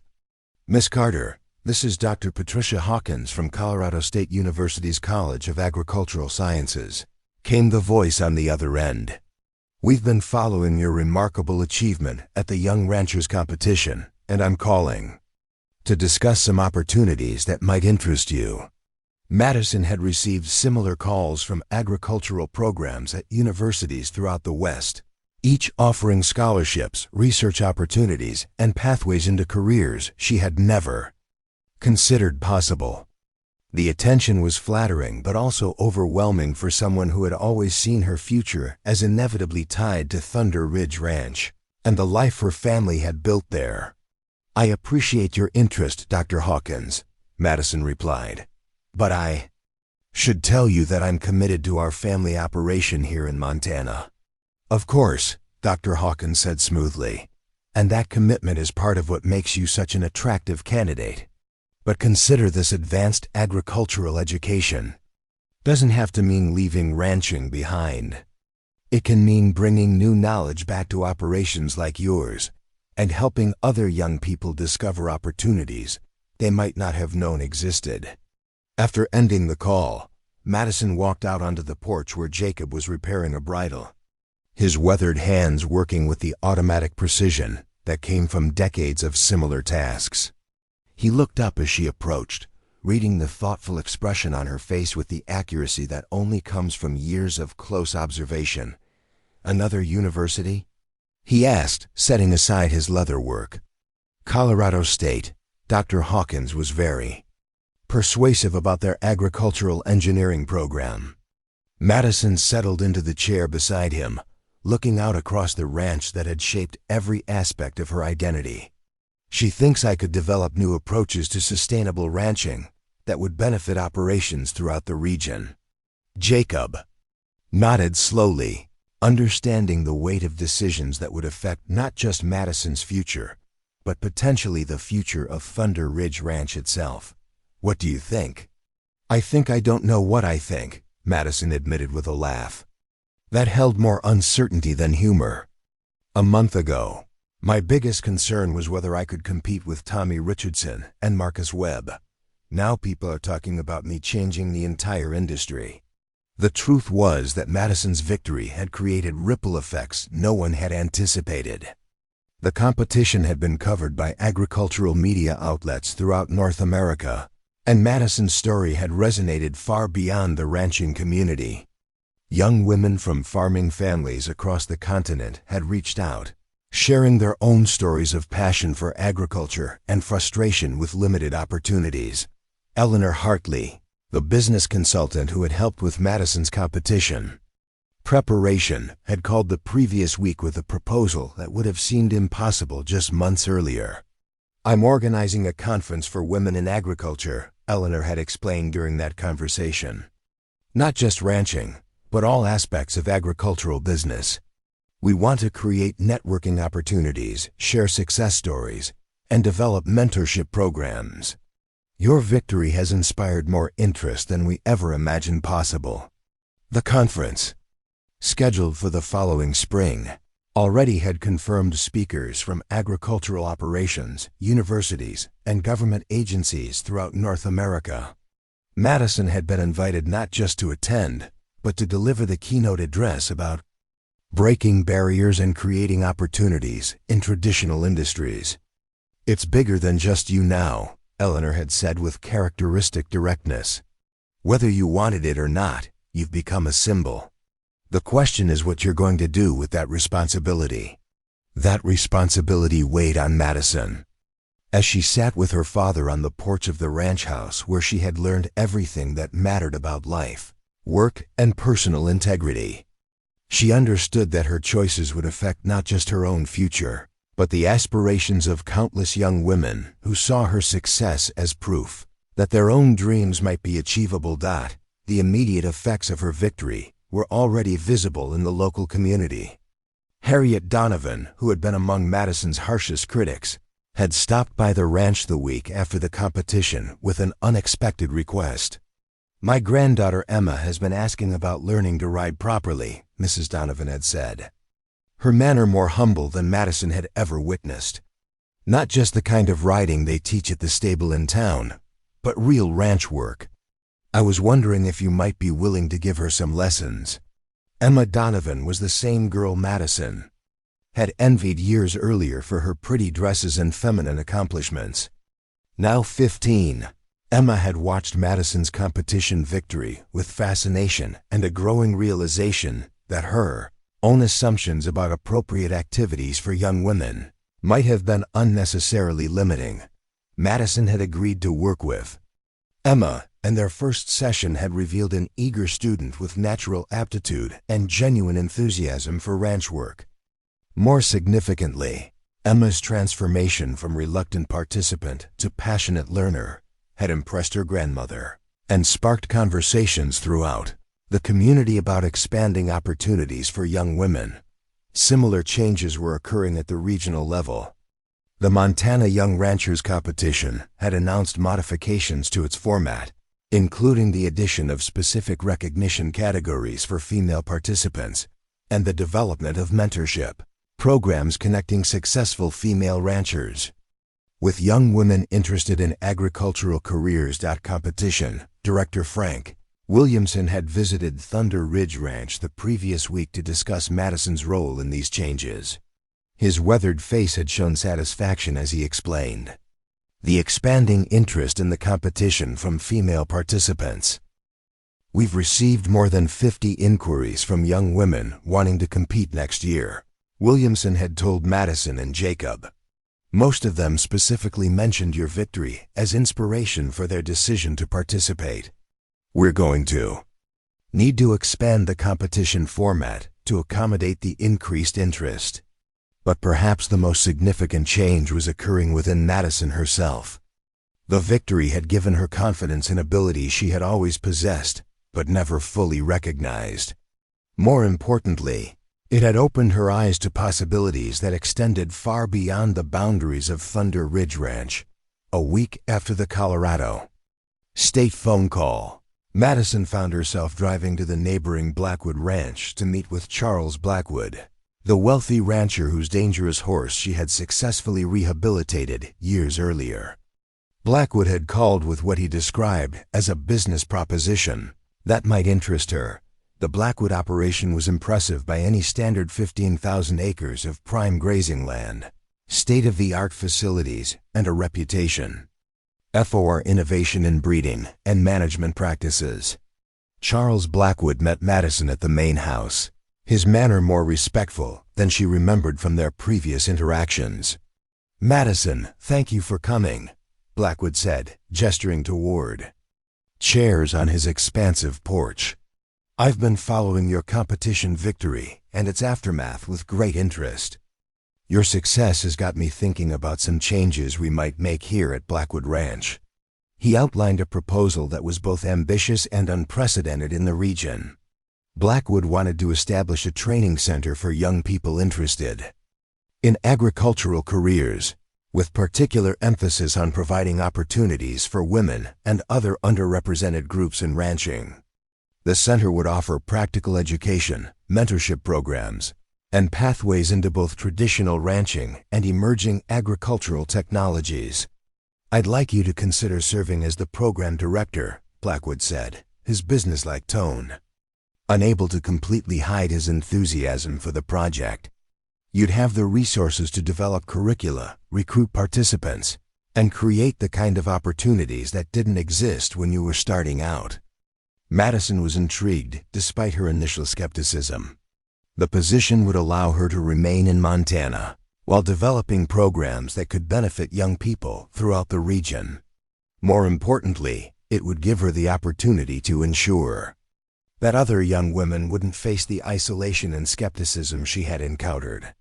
What would this mean for Thunder Ridge Ranch? Madison asked, knowing that her father's operation needed her involvement to remain viable. "That's the beauty of the arrangement," Blackwood replied.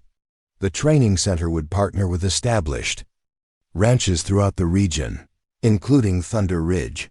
Your father's operation would serve as one of our primary training sites, and Jacob would be compensated as a senior instructor. The partnership would actually strengthen both operations." The proposal was tempting, but Madison knew she needed time to consider all the implications. Her victory in the competition had created opportunities she had never imagined, but it had also created obligations to people who saw her success as proof that their own dreams might be achievable. That evening, as she and Jacob sat on their porch watching the sun set behind the familiar outline of the Montana mountains, Madison shared the details of Blackwood's proposal. Jacob listened without interruption, his weathered features thoughtful as he considered the implications. "It's a good opportunity," he said finally. "The kind of chance that comes along once in a lifetime." "But," Madison prompted, sensing hesitation in her father's tone, "But it's your choice to make," Jacob replied. "Everything I've taught you, every challenge I've put in front of you, has been about preparing you to make your own decisions about your life. I can't make this one for you." Madison appreciated his wisdom, but she also understood that her decision would affect more than just her own future. Thunder Ridge Ranch had been in the Carter family for 4 generations, and her choices would determine whether that legacy continued or transformed into something entirely different. The next morning brought another unexpected visitor. Tommy Richardson appeared at the ranch house, riding the same flashy quarter horse that had impressed spectators at the competition. His manner was different from his previous visits, less formal, more genuinely collegial. "Madison," he said, after dismounting and accepting Jacob's invitation for coffee, "I wanted to talk to you about something that's been on my mind since the competition." They sat at the kitchen table where Madison had made so many important decisions throughout her life, and Tommy's words carried the weight of someone who had given serious thought to what he wanted to say. "Your victory changed something for me," he admitted, his usual confidence replaced by thoughtful honesty. "I'd been assuming that ranching success was about maintaining traditions, keeping things the way they'd always been. But watching you compete made me realize that the best traditions are about excellence and integrity, not about excluding people who might bring different perspectives." He paused, choosing his words carefully. "I'm going to be taking over more responsibility at Diamond Bar Ranch over the next few years, and I've been thinking about the kind of leader I want to be. I'd like to ask if you'd consider partnering with us on some projects, sharing approaches that might benefit both our operations." The conversation continued for more than an hour, covering everything from breeding strategies to sustainable grazing practices to the development of training programs for young ranchers. Madison found herself impressed by Tommy's thoughtfulness and his genuine commitment to improving, rather than just maintaining his family's operation. More significantly, she realized that her victory had created opportunities not just for her, but for her entire generation of ranchers. Young men like Tommy Richardson were questioning assumptions about leadership and success, while young women throughout the region were discovering possibilities they had never considered. As Tommy prepared to leave, he turned back with one final comment that would stay with Madison long after his departure. "You know," he said with a smile that held genuine respect, "I spent 2 years being the best young rancher in the region. But you've shown me what it means to be the kind of rancher our industry needs for the future. That's worth more than any trophy." After Tommy rode away, Madison found herself alone with thoughts that had been building since her competition victory. The trophy sitting on the kitchen table represented more than personal achievement. It symbolized the breaking down of barriers that had limited opportunities for generations of young women. But with that symbolism came responsibility. Madison understood that her choices would be watched and evaluated by people throughout the ranching community and beyond. Young women would look to her example to understand what was possible, while skeptics would scrutinize her decisions for evidence that her success had been a fluke rather than the beginning of lasting change. The phone rang again, bringing another opportunity, another request for interviews or speaking engagements, another chance to influence the future of an industry she loved. Madison answered with the confidence that had carried her through the competition, ready to face whatever challenges and opportunities lay ahead. Outside, the Montana wind carried the scent of sage and wildflowers across Thunder Ridge Ranch, where a 16-year-old girl had learned that strength came not from fighting the world, but from understanding it well enough to change it. The trophy on the kitchen table caught the afternoon light, reflecting not just past achievement, but future possibilities that stretched as far as the horizon beyond the ranch house windows. Madison Carter had set out to prove she could compete with the boys, but she had accomplished something far more significant. She had proven that excellence knew no boundaries, and that the future of ranching would be determined by capability, character, and the courage to challenge assumptions that no longer served anyone well. The wise rancher's daughter had become something her father had always known she could be herself, completely and without apology, ready to face whatever came next with the strength he had taught her and the wisdom she had earned through her own experience. The rest of the story was still being written, but its foundation was as solid as the Montana bedrock beneath Thunder Ridge Ranch. 6 months after her competition victory, Madison Carter stood before a mirror in the Denver Convention Center, adjusting the collar of a blazer that still felt foreign despite weeks of preparation. The Agricultural Innovation Summit had drawn over 3,000 attendees from across North America, and Madison's keynote address would reach an audience that included university researchers, government officials, and industry leaders who controlled millions of acres of agricultural land. Transformation from ranch competitor to national spokesperson had happened faster than anyone anticipated. What began as regional recognition had evolved into something approaching celebrity within agricultural circles, bringing opportunities Madison had never imagined. Alongside pressures she was still learning to navigate. Dr. Rebecca Martinez, the summit's organizing director, appeared in the mirror behind Madison, her expression mixing professional confidence with genuine concern for her keynote speaker. "How are you feeling?" she asked, noting the tension in Madison's shoulders. "Like a 16-year-old girl pretending to know something about the future of American agriculture," Madison replied honestly, earning a laugh from Dr. Martinez. "That's exactly why you're the right person to deliver this message," Dr. Martinez assured her. "The industry needs voices that aren't burdened by decades of assumptions about what's possible." The past 6 months had been a whirlwind of opportunities and challenges that tested Madison's adaptability in ways the competition never had. She had accepted Charles Blackwood's offer to develop the regional training center, but only after negotiating terms that allowed her to remain based at Thunder Ridge Ranch while working with operations throughout Montana and beyond. The Blackwood Carter Agricultural Training Initiative, as it had been formally named, represented a new model for developing agricultural talent. Rather than traditional classroom education followed by practical experience, the program integrated hands-on training with academic rigor from the beginning. Students worked on participating ranches throughout the week while attending intensive workshops on weekends, earning both practical skills and college credit. Madison's role as program director had evolved into something approaching educational entrepreneurship. She recruited participants, developed curricula, coordinated with university partners, and served as the public face for an initiative that was attracting attention from agricultural educators throughout the country. The first cohort of 24 students had begun training 3 months earlier, with participants ranging from high school graduates to career changers in their 30s. Most significantly, 14 of the 24 participants were women, a demographic shift that would have been unthinkable in traditional agricultural education just years earlier. The key insight, Madison had explained to a reporter from Agriculture Today magazine, is that modern ranching requires such a diverse skill set that different perspectives and approaches actually strengthen operations rather than threatening them.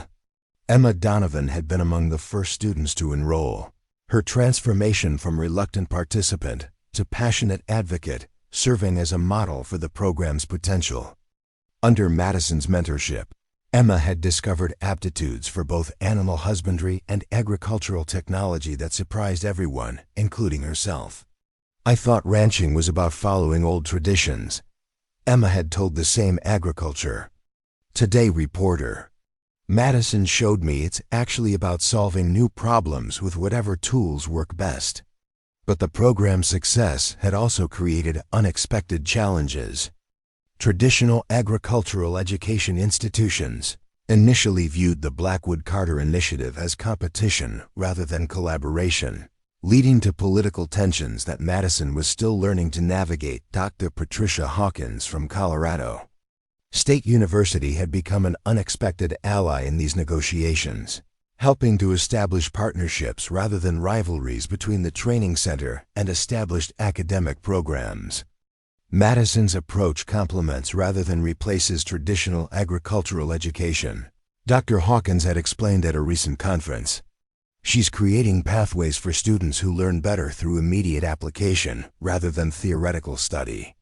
The partnership arrangements had become a model for similar programs being developed throughout the West. Universities provided academic oversight and credentials, while participating ranches offered real-world training environments. Students graduated with both college degrees and practical experience that made them immediately valuable to agricultural employers. Madison's keynote address at the Denver Summit would focus on these collaborative approaches to agricultural education. But she knew the audience was equally interested in her personal story and its implications for industry culture. The speech she had prepared drew on months of experiences that had broadened her understanding of agriculture far beyond ranching. She had visited vertical farms in urban environments, sustainable agriculture operations focused on environmental restoration, and technology companies developing precision agriculture tools that were revolutionizing traditional farming practices. The future of agriculture isn't about choosing between tradition and innovation, Madison had written in her speech notes. It's about combining the best of both to meet challenges that neither could handle alone. These experiences had also given Madison perspective on the unique challenges facing rural communities throughout the West. The Blackwood Carter Initiative was attracting students from ranch families who were struggling to maintain operations that had been viable for previous generations, but were becoming economically unsustainable under current market conditions. Sarah Walsh, a 22-year-old participant from eastern Montana, exemplified these challenges. Her family's ranch had been profitable when managed by her grandfather, but changing commodity prices, increased input costs, and climate variability were threatening its survival under traditional management approaches. Madison taught me to think of our ranch as a business that happens to involve animals rather than a lifestyle that happens to generate income, Sarah had explained during a program evaluation interview. That shift in perspective opened up options we never considered before. Under Madison's guidance, Sarah had developed a business plan that diversified her family's operation through agritourism, direct marketing of premium beef, and consulting services for other struggling ranches. The plan was generating enough additional revenue to ensure the ranch's survival while maintaining its essential character as a working cattle operation. Similar success stories were emerging throughout the program, but Madison understood that individual victories wouldn't address the broader challenges facing rural communities. The training center was developing into something larger, a laboratory for testing approaches that could revitalize agricultural communities throughout the region. Dr. James Morrison, an agricultural economist from the University of Montana, had begun studying the Blackwood Carter Initiative's economic impacts on participating communities. His preliminary findings suggested that the program was generating economic benefits that extended far beyond the ranchers directly involved. Madison's approach creates multiplier effects, Dr. Morrison had explained during a recent presentation to state agricultural officials. Students spend money in local communities, participating ranches invest in improved facilities, and successful graduates often choose to remain in the region rather than migrating to urban areas. These economic benefits had attracted attention from government officials who were struggling to address rural population decline and economic stagnation. Montana Governor Patricia Stevens had visited the training center the previous month, expressing interest in developing state support for similar programs throughout the region. Programs like this represent exactly the kind of innovation we need to ensure rural Montana's future, Governor Stevens had stated during her visit. They're creating opportunities for young people to build careers in agriculture while maintaining the values and communities that make our state special. But Madison's growing profile had also attracted criticism from some quarters of the agricultural community. A vocal minority argued that her emphasis on innovation and change threatened traditional values and practices that had sustained ranching families for generations. Vernon Hutchinson, a prominent rancher and former competition judge, had published an opinion piece in the Rancher's Gazette questioning whether the training center's approach prepared students for real ranch work or created unrealistic expectations about agricultural careers. Ranching has always been about hard work, conservative financial management, and respect for proven methods, Hutchinson had written. Programs that promise easy success through innovation may be setting young people up for disappointment and failure. Madison had responded to such criticism with characteristic directness during a panel discussion at a regional agricultural conference. Respect for tradition doesn't mean refusing to adapt when conditions change, she had argued. The ranchers who survived the Dust Bowl, the economic crisis of the 1980s, and recent drought cycles did so by combining traditional values with innovative approaches to new challenges. Her response had earned support from unexpected quarters, including several older ranchers who had watched their children leave rural communities because they saw no future in agriculture. These ranchers understood that innovation was necessary for survival, even if they were uncomfortable with the pace of change. Madison represented Frank Williamson, the competition director who had overseen Madison's victory, had become one of her most effective advocates within traditional ranching circles. Madison Carter represents the best of our traditions, he had stated during a recent interview. She works hard, treats animals with respect, and takes responsibility for her decisions. The fact that she's also willing to try new approaches makes her stronger, not weaker.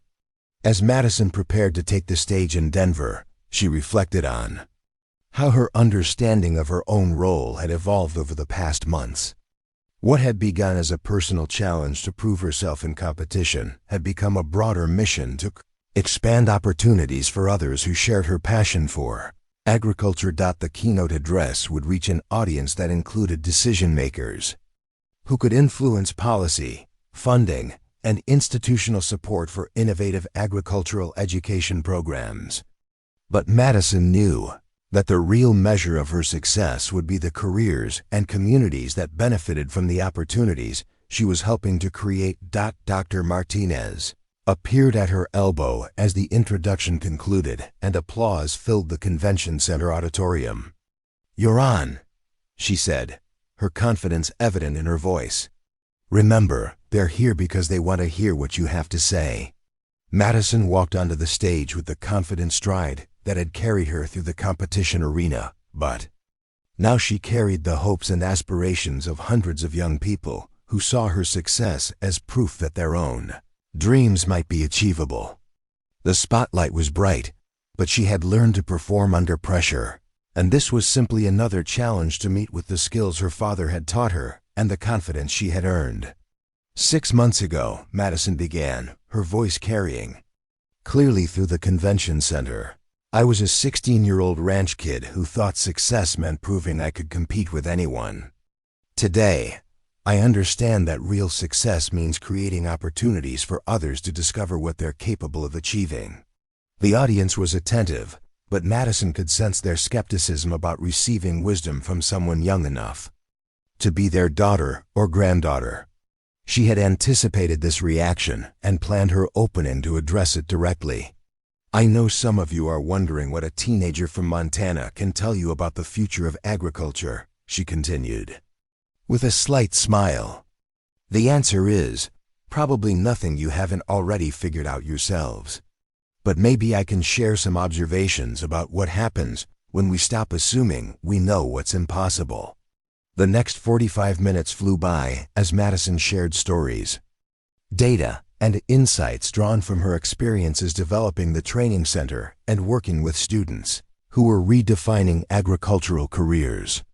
She described Emma Donovan's journey from reluctant participant to technology innovator, Sarah Walsh's success in diversifying her family's struggling ranch, and the economic benefits that participating communities were experiencing.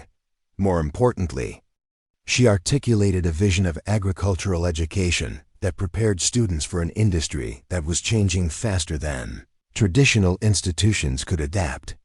The ranchers and farmers who will succeed over the next 20 years won't be the ones who resist change, Madison concluded.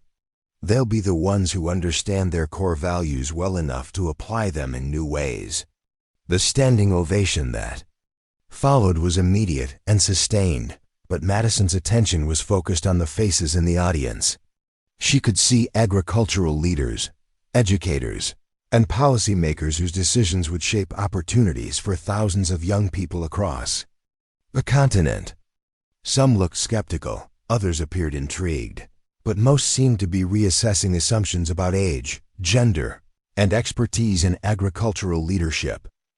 During the question and answer session that followed, Madison fielded challenges about program sustainability, scalability, and the economic realities facing agricultural communities.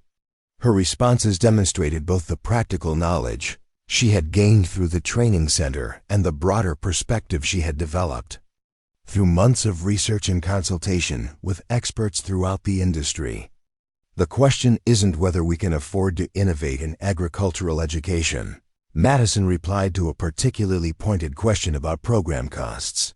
The question is whether we can afford not to when rural communities are losing population and agricultural operations are consolidating because young people don't see viable careers in farming and ranching. As the session concluded and attendees began filing out, Madison was approached by Dr. Elena Rodriguez, a program officer from the USDA's National Institute of Food and Agriculture. Dr. Rodriguez's expression suggested she had come with a specific purpose rather than general congratulations. Ms. Carter, Dr. Rodriguez began, I've been following the development of your training center with great interest. We're developing a new grant program focused on innovative agricultural education, and I believe your model could serve as a prototype for similar initiatives throughout the country. The conversation that followed would prove to be another turning point in Madison's rapidly evolving career. The USDA grant program had the potential to fund training centers based on the Blackwood-Carter model in agricultural regions throughout North America, creating a network of programs that could revitalize rural communities while preparing students for careers in modern agriculture. But accepting federal funding would also bring oversight, regulations, and political considerations that could complicate the collaborative relationships Madison had carefully built with ranchers, universities, and students. The opportunities were enormous, but so were the responsibilities and potential complications. As Madison left the convention center that evening, her phone buzzing with messages from reporters, agricultural organizations, and potential partners, she realized that her journey from ranch competitor to agricultural innovator was accelerating beyond anything she had imagined possible. The girl who had once worried about proving herself worthy of competition was now being asked to help shape the future of an industry that fed millions of people and supported thousands of communities throughout North America. The responsibilities were daunting, but Madison had learned to thrive under pressure, and the challenges ahead would test everything her father had taught her about leadership, integrity, and the courage to pursue worthy goals despite uncertain outcomes. Tomorrow would bring new decisions, new opportunities, and new chances to create the kind of future that honored the best of agricultural traditions, while embracing the innovations necessary for continued success. Madison Carter was ready for whatever came next. 2 years after her competition victory, Madison Carter stood on the same porch where her father had first explained that clothes don't make a person weak, or strong. Choosing the right tool for the job does. But now at 18, she faced a choice that would define not just her own future, but the trajectory of a movement she had inadvertently launched. The USDA grant proposal sat on the kitchen table beside her original competition trophy, representing $15 million in federal funding to establish agricultural training centers in 12 states. Her signature would transform the Blackwood-Carter model from a regional experiment into a national program affecting thousands of students across rural America. Jacob emerged from the barn, his weathered hands dusting off from the morning feeding routine that had structured their lives for as long as Madison could remember. But even this familiar ritual had evolved. The barn now housed not just their own livestock, but also animals used for student training programs, and the ranch hosted educational groups from across the region on a regular basis. The government. Folks coming today? Jacob asked, settling into his customary chair with coffee that had become a luxury rather than necessity since Madison's success had brought unexpected financial stability to Thunder Ridge Ranch. Secretary Williams arrives at 10, Madison confirmed, watching a convoy of black SUVs wind up the ranch road in the distance. Full delegation from Washington, plus reporters from 3 networks and every agricultural publication in North America. The irony wasn't lost on either of them. 2 years ago, the local newspaper had considered Madison's competition entry newsworthy primarily as a novelty. Now, Agriculture Secretary Janet Williams was coming to Thunder Ridge Ranch to announce a federal initiative that would reshape agricultural education policy throughout the country. But the attention brought complexities Madison was still learning to navigate. The training center had grown from 24 students to over 300 participants across multiple programs. Success stories like Emma Donovan, now enrolled at Colorado State University with a full scholarship and job offers from agricultural technology companies, had attracted media coverage that sometimes obscured the hard work behind the achievements. The black SUVs pulled up to the ranch house with the precise coordination that marked federal security details. Secretary Williams emerged from the lead vehicle, a compact woman whose reputation for practical intelligence had made her respected across party lines in Washington's polarized political environment. "Miss Carter," Secretary Williams said, extending her hand with the firm grip Madison had learned to expect from successful women in male-dominated industries. "Thank you for hosting us at Thunder Ridge Ranch. I've been looking forward to seeing your operation firsthand." The tour that followed showcased facilities that had been transformed by 2 years of rapid growth and federal attention. The original training barn had been expanded into a complex that included classrooms, laboratories, and housing for residential students. What had begun as a partnership between Thunder Ridge Ranch and the Blackwood operation now involved 17 ranches across Montana and neighboring states. The key insight, Madison explained to the secretary and accompanying media representatives as they observed students working with cutting-edge precision agriculture equipment, was recognizing that modern ranching requires integration of traditional skills with emerging technologies. "Our students learn to read weather patterns and soil conditions, both through generations of accumulated wisdom and through satellite imagery and sensor networks." Sarah Walsh, now serving as a junior instructor while completing her business degree through the program's university partnerships, demonstrated this integration by analyzing pasture conditions using both time-tested observation techniques and digital monitoring systems. Her family's ranch had not only survived, but prospered through diversification strategies developed during her training. 2 years ago, we were considering selling because we couldn't make traditional ranching profitable, Sarah explained to Secretary Williams. Today, we're generating revenue through direct marketing, agritourism, consulting services, and precision grazing management. The ranch is more sustainable financially and environmentally than it's ever been. But Secretary Williams was most interested in the program's replication potential. "The question," she said during their private meeting in the ranch house, "is whether what you've accomplished here can be scaled up without losing the personal attention and community connections that make it successful." Madison had anticipated this concern.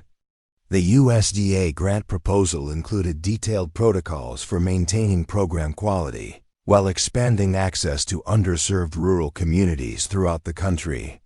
Each training center would be required to partner with local ranches and farmers. ensuring that students received practical experience while contributing to regional agricultural operations. "We're not trying to create a franchise operation," Madison explained. "Each center adapts our basic model to local conditions, agricultural practices, and community needs.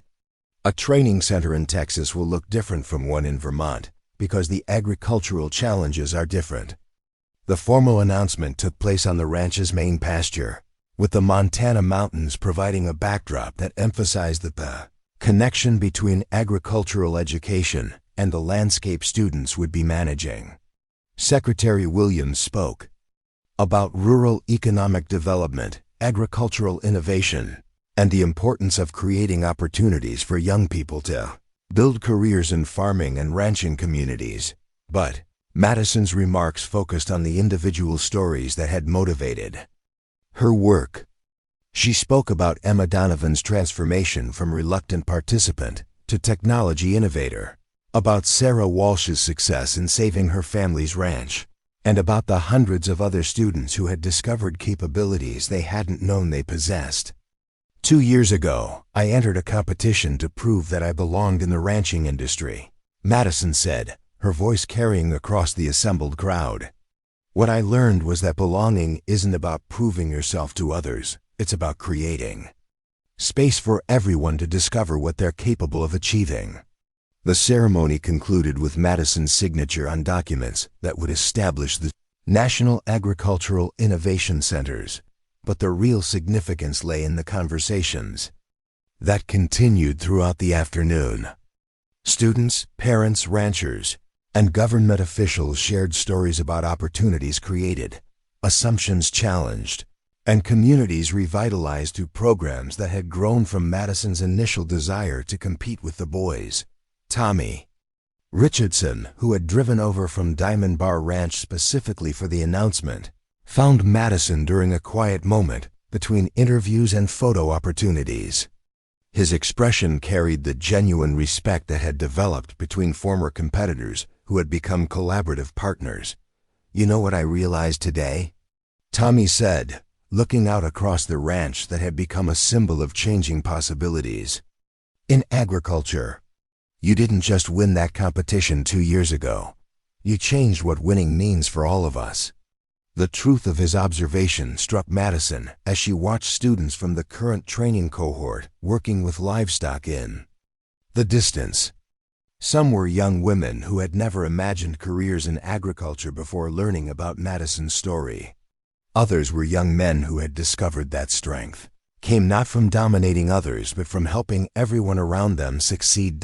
As the federal delegation departed and media crews finished their coverage, Madison found herself alone with Jacob on the porch where so many important conversations had taken place over the years.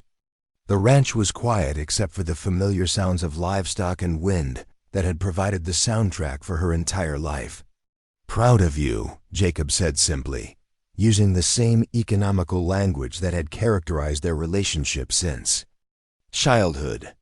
"You taught me everything that mattered," Madison replied, understanding that her success had validated his unconventional approach to raising a daughter in a world that often restricted opportunities based on gender rather than capability. "I taught you to work hard and think clearly," Jacob corrected. "Everything else you figured out yourself." As the sun set behind the mountains, painting the sky in shades of orange and purple that reminded Madison why she loved this harsh, beautiful country, she reflected on the journey that had brought them to this moment.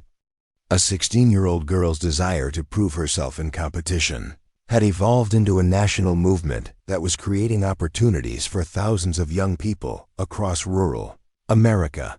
But perhaps more importantly, Madison had learned that real strength came not from fighting the world, but from understanding it well enough to change it for the better. Her father had taught her to be tough like the boys, but she had discovered something even more valuable: how to be strong like herself, completely and without apology. The National Agricultural Innovation Centers would help other young people make similar discoveries, but Madison knew that each student would have to find their own path to confidence and competence. She could create opportunities and provide examples, but ultimately every person had to choose their own definition of success and find the courage to pursue it.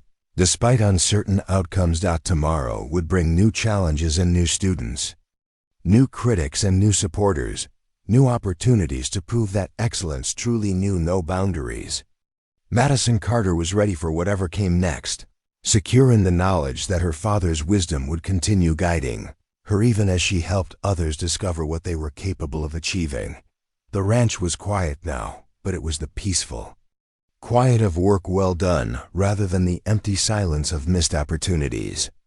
The wise rancher's daughter had become exactly what he had always known she could be herself, strong and unafraid, ready to help others discover the same truth she had learned through years of patient preparation and the courage to compete.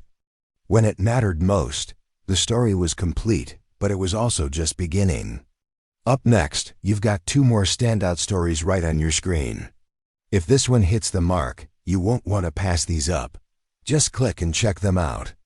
And don't forget to subscribe and turn on the notification bell so you don't miss any upload from us.